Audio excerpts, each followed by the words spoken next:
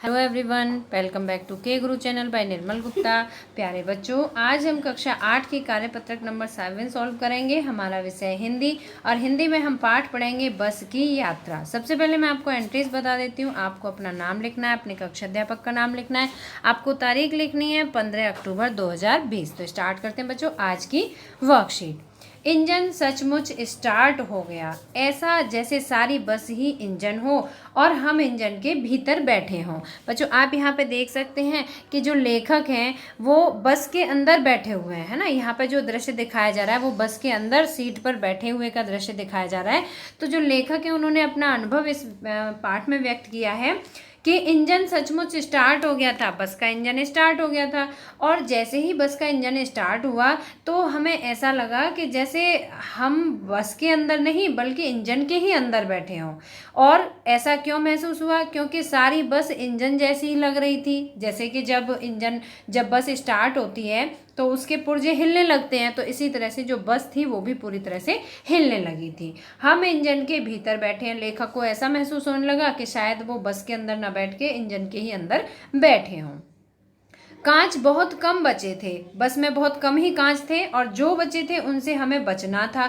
और जो बस में कांच बचे हुए थे, जो खिड़कियों पर लगे हुए कांच थे वो टूटे हुए थे। लेकिन जब बस जैसे ही स्टार्ट हुई तो वो कांच भी बहुत बुरी तरह से हिलने लगे। तो उनसे भी लेखक सोच रहा है कि अब हमें इन कांचों से भी बचकर बैठना पड़ेगा।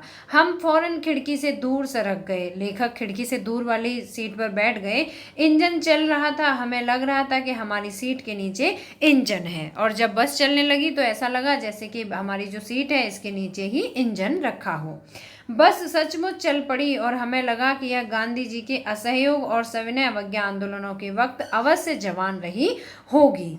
ठीक है बच्चों, तो जब गांधी जी ने असहयोग आंदोलन चलाया था और सविनय अवज्ञा आंदोलन जब चलाया था तो उस समय लेखक को ऐसा महसूस हुआ कि शायद ये बस उस समय जवान होगी, मतलब कि उस समय ये बहुत सही स्थिति में होगी।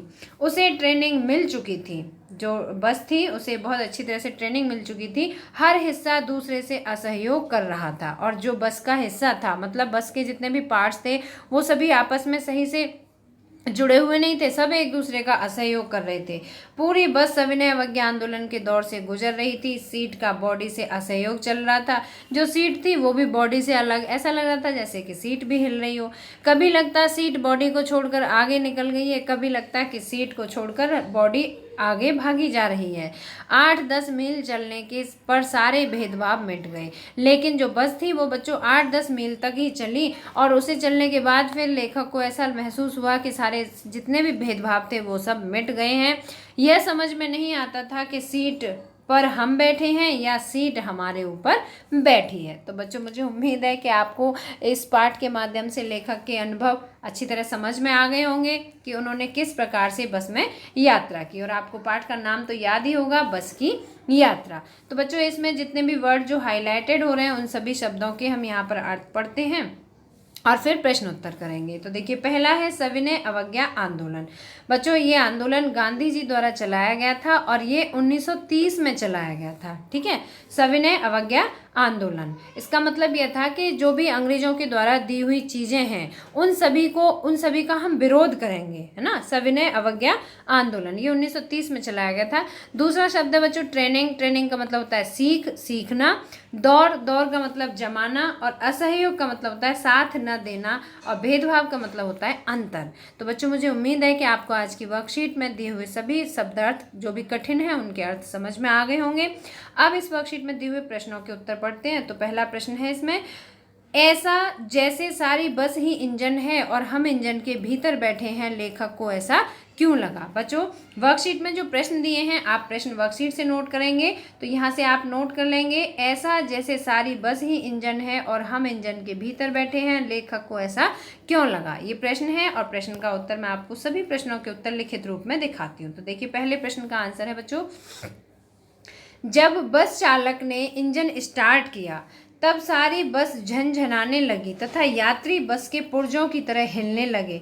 तब लेखक को ऐसा प्रतीत हुआ कि मानो वह बस में न बैठकर बस के इंजन के अंदर ही बैठ गया हो। तो इसीलिए लेखक ने ये लिखा है कि जो बस थी जो बस थी वो ऐसी लग रही थी जैसे कि वो ही इंजन है, और हमें ऐसा लग रहा था जैसे कि हम बस में ना बैठकर इंजन के अंदर बैठ गए हों। तो बच्चों मुझे उम्मीद है कि आप पहले प्रश्न का उत्तर अच्छी तरह समझ पाए होंगे।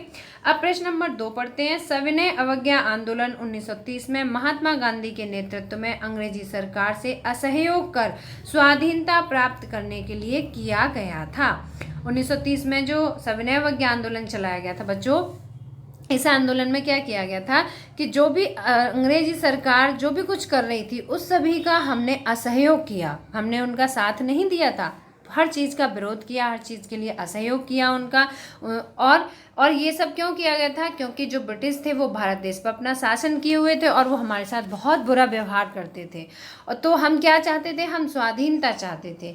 हमने ये जो सविनय अवज्ञा आंदोलन था, इसमें बहुत सारे लोगों ने, जो हमारे देश के देशभक्त थे, उन सभी ने भाग लिया और उनका एक ही उद्देश्य था, स्वाधीनता प्राप्त करना। इसमें अंग्रेजी सरकार के साथ सहयोग न करने की भावना थी। लेखक ने सविनय अवज्ञा का उपयोग बस के संदर्भ में क्यों किया है, समझाकर बताइए। तो देखो बच्चों, प्रश्न नंबर 2 का आंसर आप लिखेंगे। लेखक ने सविनय अवज्ञा का उपयोग बस के संदर्भ में किया है। लेखक यह बताना चाह रहा है कि बस विनय पूर्वक अपने मालिक व यात्रियों से उसे स्वतंत्र करने का अनुरोध कर रही है। बच्चों, जो सविनय अवज्ञा आंदोलन था उसमें हमारे जो भारतीय देशभक्त थे उन सभी ने भी अंग्रेजी सरकार से विनम्रता से निवेदन किया था कि वो भारत छोड़कर चले जाएं और हम उनका साथ नहीं देंगे, है ना। तो इसी प्रकार से जो लेखक हैं उन्होंने सविनय अवज्ञा शब्द का बहुत ही विनय पूर्वक अपने मालिक व यात्रियों से उसे स्वतंत्र कराने का अनुरोध करने के लिए किया है। ठीक है बच्चों, तो ये हुआ आपके प्रश्न नंबर 2 का आंसर। अब हम पढ़ेंगे प्रश्न नंबर 3।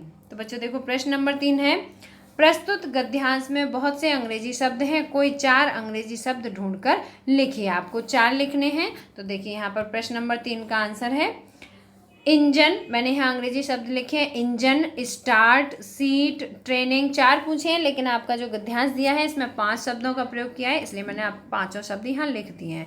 पहला है इंजन, आप नंबर डाल के लिखेंगे इंजन, नंबर 2 पर स्टार्ट, नंबर 3 पर सीट, नंबर 4 पर ट्रेनिंग और नंबर 5 पर बॉडी। आप इस तरह से नंबरिंग करके आंसर इसका लिखेंगे। ठीक है बच्चों, अब प्रश्न नंबर 4 पढ़ते हैं। प्रश्न नंबर 4 बच्चों, इसमें गतिविधि दी हुई है, असहयोग आंदोलन व सविनय अवज्ञा आंदोलन के बारे में जानकारी एकत्रित करके लिखिए। इस गतिविधि में आप अपनी इतिहास की पुस्तक व अपने बड़ों की सहायता ले सकते हैं। तो ये है आपकी गतिविधि। ठीक है बच्चों, इसमें आपको क्या लिखना है, असहयोग आंदोलन और सविनय अवज्ञा आंदोलन के बारे में आपको बताना है। तो बच्चों, हम सविनय अवज्ञा आंदोलन के बारे में और असहयोग आंदोलन दोनों के बारे में यहाँ बताएंगे। तो देखिए, सविनय अवज्ञा आंदोलन महात्मा गांधी जी के नेतृत्व में 1930 में अंग्रेजी सरकार का असहयोग करने के लिए चलाया गया था। इसका प्रमुख उद्देश्य भारत देश का स्वाधीनता प्रदान कराना था। ठीक है, इस जो आंदोलन चलाया गया था इसका मुख्य उद्देश्य क्या था, भारत देश को स्वाधीनता प्रदान करना। इस आंदोलन का स्वतंत्रता प्राप्ति में बहुत योगदान था। ठीक है बच्चों, सविनय अवज्ञा आंदोलन का। अब बच्चों इसमें ये है, नोट दिया गया है कि आपने पहली कार्य पत्रिका में पढ़ा कि यह पाठ हरिशंकर परसाई जी द्वारा रचित एक व्यंग है। बच्चों, जो बस की यात्रा पाठ है इसके लेखक कौन है, हरिशंकर परसाई जी हैं। और ये किस व्यंग विधा में लिखा गया है, ये व्यंगात्मक रूप में लिखा गया है। व्यंगात्मक लेख या पाठ को यदि एक साथ ही पूरा पढ़ा जाए तो उसका पूरा आनंद लिया जा सकता है। आप अपनी बसंत की पुस्तक से पाठ को एक बार में ही पूरा पढ़ सकते हैं। तो बच्चों, मुझे उम्मीद है कि आप सभी अपनी पुस्तक बसंत से इस पाठ को जरूर पढ़ेंगे, बस की यात्रा। और बच्चों, जब आप इस पाठ को पढ़ेंगे तो आप इसमें जितनी भी व्यंग्यात्मक बातें हैं उन सभी को एक कॉपी पर जरूर लिखते जाना, जिससे कि आपको उसे पढ़ने में और उसे याद करने में अच्छा महसूस हो। ठीक है, तो अब इस वर्कशीट में दिया हुआ एक संदेश है, उसे भी मैं बता देती हूँ। कोविड-19 के विरुद्ध लड़ाई में सुरक्षित रहने के लिए मास्क पहने।